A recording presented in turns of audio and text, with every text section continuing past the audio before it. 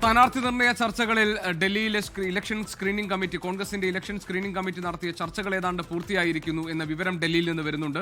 അതിന്റെ വിശദാംശങ്ങളിലേക്ക് നമുക്ക് പോകാം.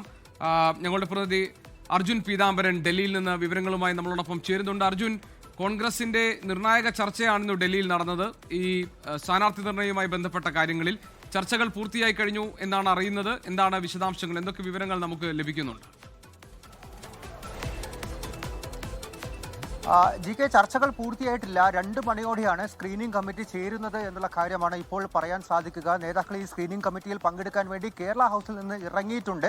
ഈ സ്ക്രീനിംഗ് കമ്മിറ്റിക്ക് മുന്നോടിയായി ഒരു കോർ കമ്മിറ്റി യോഗം കൂടി ചേരും എന്നുള്ള കാര്യം തന്നെയാണ് ഇപ്പോൾ അറിയാൻ സാധിക്കുന്നത്. ഈ യോഗങ്ങളിൽ പങ്കെടുക്കാൻ വേണ്ടി കേരള ഹൗസിൽ നിന്ന് കേരളത്തെ നേതാക്കൾ വി.ഡി. സതീശനും അതുപോലെ തന്നെ രമേശ് ചെന്നിത്തലയും സണ്ണി ജോസഫും പി. വിഷ്ണുനാഥും ഷാഫി പറമ്പിലും അടക്കമുള്ള നേതാക്കൾ ഇറങ്ങിയിട്ടുണ്ട്. പാർലമെന്റിൽ നിന്നും കെ.സി. വേണുഗോപാലും എ.ഐ.സി.സി ആസ്ഥാനത്തേക്ക് എത്തും. അതിനുശേഷം 12:30 ശേഷം കോർ കമ്മിറ്റി യോഗവും അതിനുശേഷം 2 മണിയോടെ സ്ക്രീനിംഗ് കമ്മിറ്റി യോഗവും ചേരുമെന്നുള്ളൊരു വിവരമാണ് നിലവിൽ പറയാൻ സാധിക്കുക. ഇന്ന് തന്നെ കോൺഗ്രസിന്റെ ആദ്യ സ്ഥാനാർത്ഥി പട്ടിക പുറത്തുവിടാൻ വേണ്ടിയിട്ടുള്ള തിരക്കിട്ട് നീക്കങ്ങൾ തന്നെയാണ് ഡൽഹി കേന്ദ്രീകരിച്ച് നടക്കുന്നത്. അതിൽ ഏകദേശം 30-31 സീറ്റിന്റെ കാര്യത്തിൽ ധാരണയായിട്ടുണ്ട്. പേരുകൾ തയ്യാറാണ്. ബാക്കി ഒരു 9-10 സീറ്റുകൾ കൂടി ഇന്ന് ചർച്ച ചെയ്ത് തീരുമാനിച്ച് 40 അതിലധികമോ ആളുകളുടെ പട്ടിക പുറത്തുവിടാൻ വേണ്ടിയിട്ടുള്ള തീരുമാനമാണ് ഇന്ന് നേതാക്കൾ കൈക്കൊള്ളാൻ പോകുന്നത്. അങ്ങനെയാണെങ്കിൽ ഇന്ന് രാത്രിയോടെ ഒരുപക്ഷെ 40 മുതൽ 50 സ്ഥാനാർത്ഥികൾ ഉൾപ്പെടുത്തിക്കൊണ്ടുള്ള കോൺഗ്രസിന്റെ ആദ്യ പട്ടിക വരുമെന്നുള്ള കാര്യം തന്നെ നമുക്ക് പറയാൻ സാധിക്കും. അതിന്റെ അന്തിമഘട്ട ചർച്ചകളാണ് ഇനി എന്തായാലും നടക്കാൻ പോകുന്നത്. അതോടൊപ്പം തന്നെ മറ്റൊരു സുപ്രധാന കാര്യം, ജി സുധാകരന് പിന്തുണ നൽകുന്ന കാര്യത്തെ സംബന്ധിച്ചും ഇന്ന് കേരള നേതാക്കൾ ഹൈക്കമാൻഡുമായി നടത്തുന്ന ചർച്ചകളിൽ തീരുമാനമുണ്ടാകും എന്നുള്ള കാര്യം തന്നെയാണ് നിലവിൽ അറിയാൻ സാധിക്കുന്നത്. അതുമായി ബന്ധപ്പെട്ട തിരക്കിട്ട ചർച്ചകളും നീക്കങ്ങളും നടന്നിരുന്നു. എന്തായാലും ഹൈക്കമാൻഡ് കൂടി ഒരു അവസാന വാക്കുകൾ നൽകുകയാണെങ്കിൽ അതിലെന്തായാലും ഇന്നത്തെ ഈ സ്ക്രീനിംഗ് കമ്മിറ്റി യോഗത്തിൽ ഒരു തീരുമാനം ഉണ്ടായേക്കാം. അമ്പലപ്പുഴയിൽ ജി സുധാകരന് കോൺഗ്രസ് പിന്തുണ നൽകുന്ന കാര്യത്തിൽ കൂടി ഒരുപക്ഷെ ഒരു എം പിമാർ മത്സരരംഗത്തുണ്ടാകുമോ എന്നൊരു പ്രധാനപ്പെട്ട ചോദ്യം അവശേഷിക്കുന്നുണ്ടല്ലോ. ഇപ്പോൾ കെ സുധാകരന്റെ ഒരു പ്രശ്നം കണ്ണൂരിൽ മത്സരിക്കണമെന്ന ആഗ്രഹമാണ്. അടൂർ പ്രകാശിന് അതുപോലെ കോന്നിയിൽ മത്സരിക്കാനുള്ള ആഗ്രഹമുണ്ട്. അപ്പോൾ ഈ കാര്യങ്ങളിൽ എന്തായിരിക്കും കോൺഗ്രസിൽ നിന്ന് വരാൻ സാധ്യതയുള്ള ഒരു തീരുമാനം, അർജുൻ?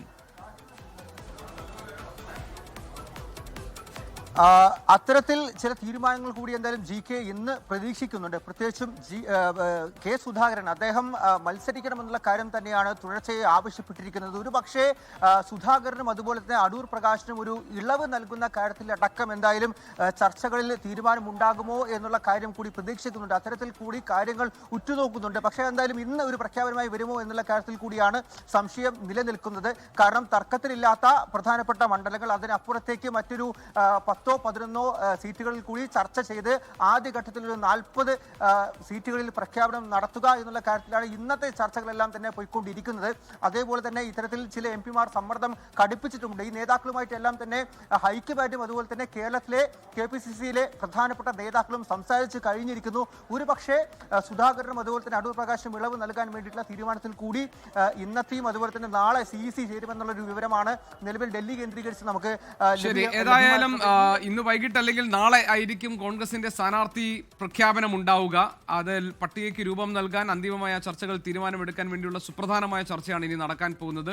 അതിനു മുമ്പ് ഒരു ആലോചനാ യോഗം നടക്കും 12:30. അതിനുശേഷം 2:15 കൂടിയായിരിക്കും കോൺഗ്രസിന്റെ ഇലക്ഷൻ സ്ക്രീനിംഗ് കമ്മിറ്റി യോഗം ചേരാൻ പോകുന്നത്.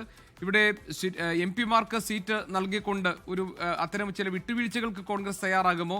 അമ്പലപ്പുഴയിൽ ജി സുധാകരനെ പിന്തുണയ്ക്കുന്ന ഒരു സമീപനമായിരിക്കുമോ? സ്ഥാനാർത്ഥിയെ നിർത്താതെ UDFന്റെ പിന്തുണ ജി സുധാകരൻ നൽകുന്ന ഒരു നിലപാട് സ്വീകരിക്കുമോ? ഇങ്ങനെ തുടങ്ങി നമ്മൾ കാത്തിരിക്കുന്ന ധാരാളം കാര്യങ്ങളുണ്ട്. അതുപോലെ തന്നെ UDFനകത്തുള്ള പ്രശ്നങ്ങൾ നിലനിൽക്കുന്നുണ്ട്. സീറ്റ് ചർച്ചയുമായി ബന്ധപ്പെട്ട തർക്കങ്ങളുണ്ട്. അതിനുള്ളൊരു പരിഹാരം, ഇങ്ങനെ കോൺഗ്രസിനകത്തുള്ള സ്ഥാനാർത്ഥി നിർണ്ണയം എത്രയും വേഗം പൂർത്തിയാക്കി സ്ഥാനാർത്ഥി പട്ടിക പ്രഖ്യാപിക്കുക എന്ന ഘട്ടത്തിലേക്ക് എത്താൻ ഇനി ഒരു പക്ഷേ കുറച്ചുകൂടി നമ്മൾ കാത്തിരിക്കേണ്ടി വരും എന്നാണ് മനസ്സിലാക്കുന്നത്. അർജുൻ പീതാംബരനാണ് വിവരങ്ങൾ നൽകിയത് ഡൽഹിയിൽ നിന്ന്.